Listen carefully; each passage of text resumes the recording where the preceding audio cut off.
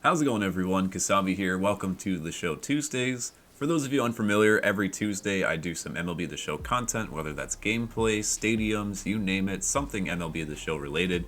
And for this episode, I wanted to share one of the created stadiums that I've built probably a couple months ago, but I've been playing on it ever since. And the name of the field is Split Rock Stadium. So there is your first look at Split Rock Stadium. And I'll explain a little bit more about it here in a second, but we got water going all the way back. We have this formation over here with the Split Rock Lighthouse. Over here is a barge that you would normally see on Lake Superior. And if you're probably wondering, hey, wait a second, why is the field set in the water? Well, as a part of the stadium, the water that you see out here in the background can only be with water that's kind of set at the same level, which it's elevated from the field, which is why the field's kind of sunken in here. And I'll talk a little bit more about that. But first, some history on Split Rock. So Split Rock is a lighthouse that was built in Two Harbors, Minnesota back in 1909. We do have a lighthouse prop here in the stadium creator. It's a little bit different colored from the actual Split Rock Stadium, which is more of like a cream or tan kind of color. But you have the lighthouse overlooking this long rock, which is kind of atop this perch and looks out onto Lake Superior, one of the premier lighthouses in the Lake Superior area. And it was in use for a few decades before recent technology advances kind of made it a little bit obsolete, but definitely one of the cooler historical landmarks that you can visit in the state of Minnesota. It's a great vacation spot, a lot of waterfalls and everything up there. Lake Superior itself is very beautiful. So don't mind some of the props. I don't really think most of the time people are going to be able to look back here. Obviously we are right now, but like when you're playing the game. So you do kind of have this house kind of attached to the lighthouse as a part of the one that's out here on the rock. And then you have a few buildings behind it. So here's a few images of what that kind of looks like in person. And obviously this rock formation isn't so secluded, like there is some stuff kind of behind it here. So there's only so much you can do with the props in this game, and I didn't want to build a bunch of rocks that you couldn't really see anyway.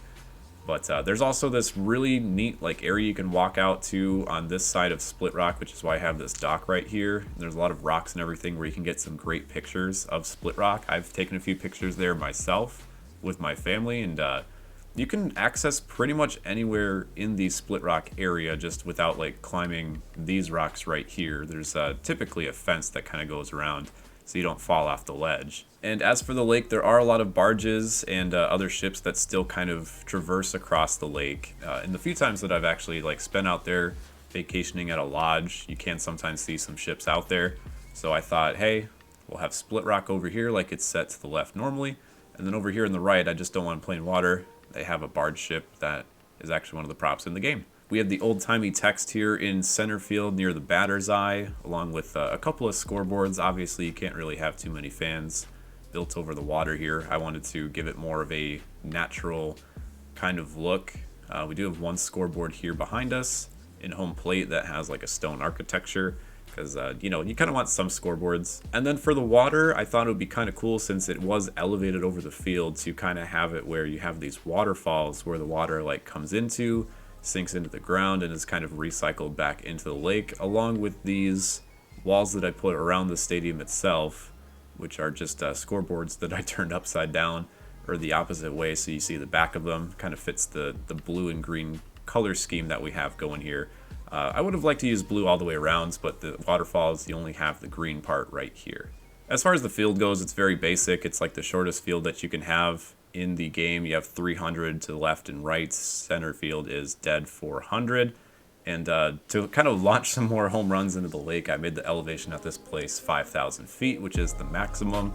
So this is a home run hitter's haven. I want you to hit baseballs into Lake Superior here. For those of you worried about polluting, don't worry. The lake stadium is designed such where these waterfalls that come in right here, the baseballs are finally collected into these little chutes right here. So everything that comes into the lake via baseball is returned to the field. But that'll do it for this episode of the Show Tuesday. Hope you guys enjoyed this little stadium that I built a few months ago. I like building stadiums that don't have too many fans. It just kind of has a sense of serene quietness and peace when you're playing baseball. All you can hear is the crack of the bat. Wherever the players are running on the field, you can really hear that. You don't have any chatter. Like, aside from like some of the stadium noises, there's no chatter, and I think that really fits this quiet and serene place in Lake Superior very well. I have a few more stadiums that I'll be showing off over the next few weeks. This is just the start. But yes, thanks for watching. Here's a few more images and clips of Split Rock Stadium. For more stadium related content and other MLB The Show related content, feel free to subscribe to my channel.